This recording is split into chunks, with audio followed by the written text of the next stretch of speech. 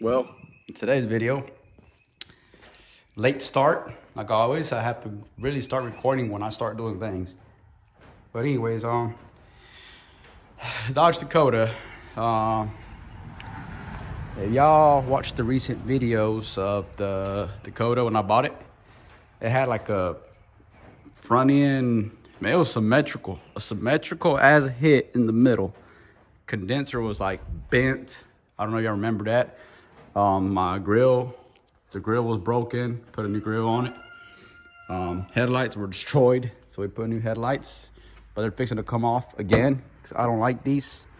These are the two-piece. I really don't like them. I got some headlight deep pot lights on the way. They're one-piece headlights. So we're buttoning up Dakota. I ran to my local salvage yard. Got new horns. These are the older ones. One was working sometimes, and sometimes it wasn't.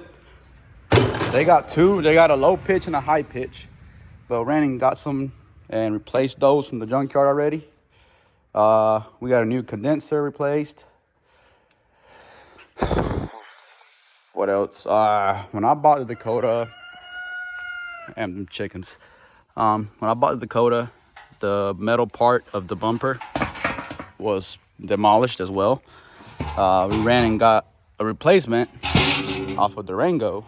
I sanded it down, I painted it, but I still didn't like how it turned out. And my lower valence was destroyed anyways.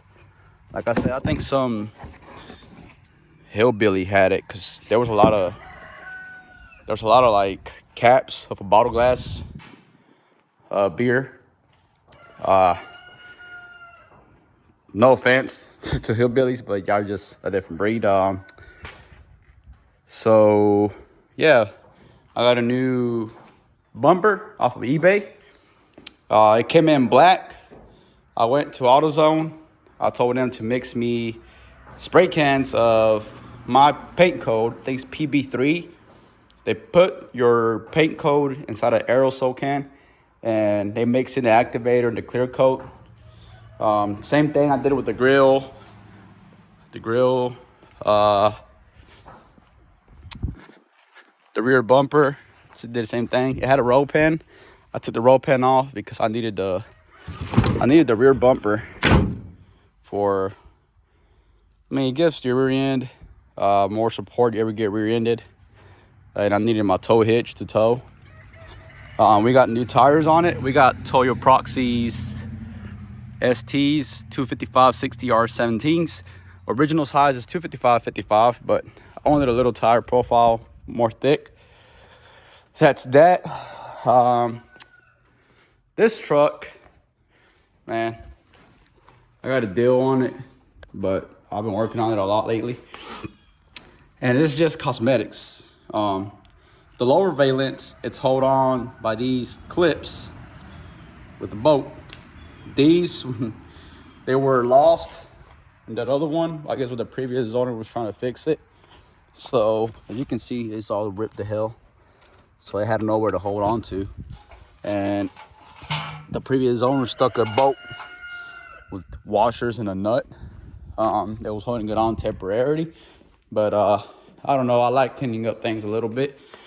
If y'all go to the junkyard and y'all have a chance, y'all want to stock up on these, because when you're taking them off, they're rusted and they tend to snap. I got me some spare ones, and every time I go to the junkyard, I'm gonna try to collect these and just wash them with WD-40. Bolts as well to hold on the brackets. If y'all get this bumper off of eBay, the thing y'all want to do is order you new brackets if yours are destroyed, because this bumper does not come with the brackets. So these are the things you got to transfer from your old bumper. You got to transfer this plate, your bracket, this bracket, your fog lights, obviously, unless you got a front end collision and everything's demolished. But luckily, I could save these brackets. I don't know if I made a video where I ran and got these brackets too from the junkyard, because mine were like twisted where the person had that collision. But yeah, If you're taking these off at the junkyard, take your little sledgehammer and the extension for a 3/8 drive so you can bang the bolt. The bolt actually comes out. It's like a lug nut. It has grooves on the side, so that's what's holding it in. But if you bang it right here, don't hurt the threads. Take your little 3/8 extension, bang it right here with the little 3-pound hammer, and it'll pop right off. Otherwise, you're gonna be like me, struggling using a pry bar to take off your radiator support. You don't gotta do none of that. Just bang the bolt. I promise you it's gonna come out. So we got new brackets from the junkyard. The Dakota that I took off, the horns, it was actually an RT as well. It had the headers, but I'm not trying to do anything performance-wise to this truck yet. I want to make it look nice, reliable, daily. After it's running good, but after re-cleaning it up a little bit, we're gonna leave it alone. And we're gonna focus on the neon. The neon, I'm gonna run a a ground cable from the block to the battery, because I did a battery relocation and it kind of struggles to start. So it's the ground. It has some port ground connection in the back, but that's no biggie. We're gonna do that another video. So yeah, we're gonna tighten up everything right here. You want to put some Loctite on these bolts so they won't back off. That's what I did, blue Loctite. And yeah, let's throw it on and I'll show you the result. Another thing, when you're putting these on, just don't throw them and tighten them on. At least me, there's a gap right here where your bumper and your headlights at. That gap allows you to have access to your bolts or your headlights. But I'm not really too crazy about that, because if anything, I can reach under and take them off. I don't like the gaps. I mean, they're not too bad. I know these trucks were bad for those gaps, but I'm gonna raise these brackets up as much as possible. As you can see, they got a little bit of tiny play. I'm gonna raise these up as high as possible, and I'm gonna tighten them down. So I want that gap to look almost like the Ram. See, these ain't perfect, but that's decent gap. And this one had like an inch. So I adjusted the brackets on the bumper, and we're gonna adjust those brackets to go up as well to leave a little gap like the Ram. So let me tighten that up and I'll show you when I'm done. So what I'm doing here, these brackets, as I said, you have a little bit of tiny play. So what I did, I lifted it up and I pushed it inward. Why did I push it inward? Because when you close the grill with the hood, it has like it has a gap that you can see straight down. And I don't know, I wanted to be closed like the Ram. See? Now, let's say this is Dakota.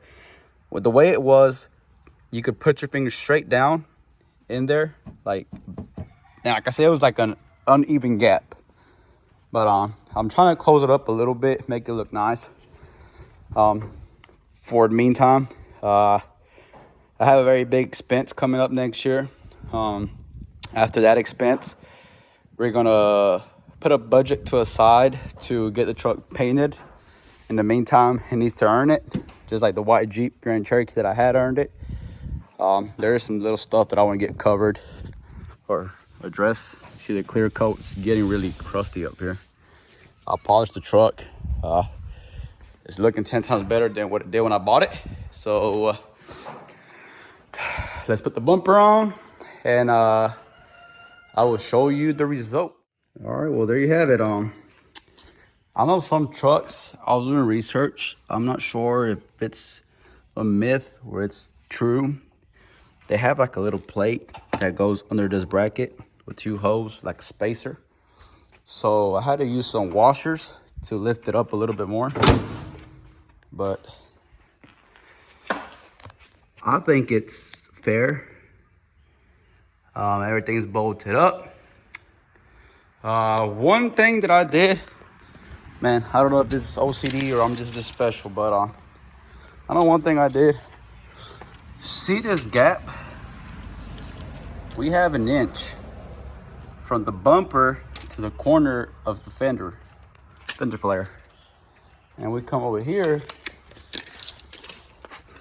and we have 1.5 inches. So I think this bracket right here needs to go. I need to loosen it up so I can lift up this end.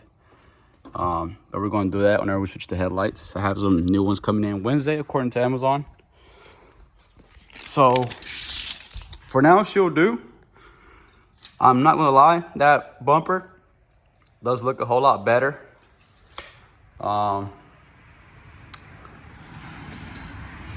need to wash it now because I had gloves on and I had those bolts in WD-40. That's it, guys. I'll make another video when the headlights come in from the headlight depot. That's it.